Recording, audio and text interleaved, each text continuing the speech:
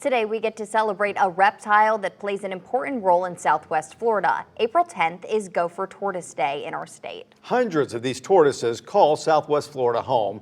Wink News reporter Paul Dolan explains how they help other species and shows us how we can celebrate them on their special day. Happy Gopher Tortoise Day! It's a Gopher Tortoise celebration at Joe Coviello Park in Cape Coral. Even though Gopher Tortoises are not enormous in stature, their ecological importance is. Their burrow houses over 300 animals. So if there's a fire in the woods, where does everybody run to stay safe? Into a Gopher Tortoise burrow. I met with a group from the Cape Coral Friends of Wildlife to get a closer look at the burrows.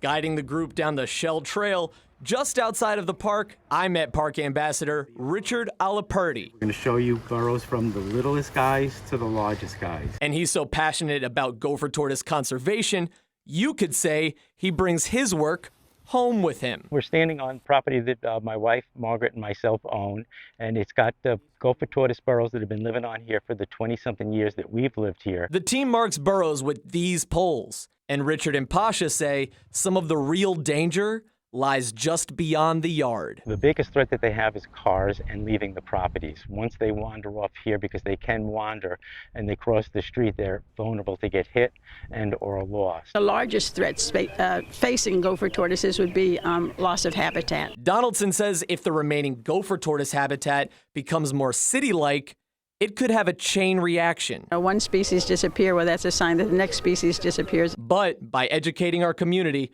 Gopher tortoises will be here to stay and celebrate their big day for years to come. In Cape Coral, Paul Dolan, Wink News. FWC says Gopher tortoises can live up to 60 years in the wild. And always remember, Gopher tortoises cannot swim, so if you find them on the road, you don't want to go put them in the water. Yeah, such cool animals.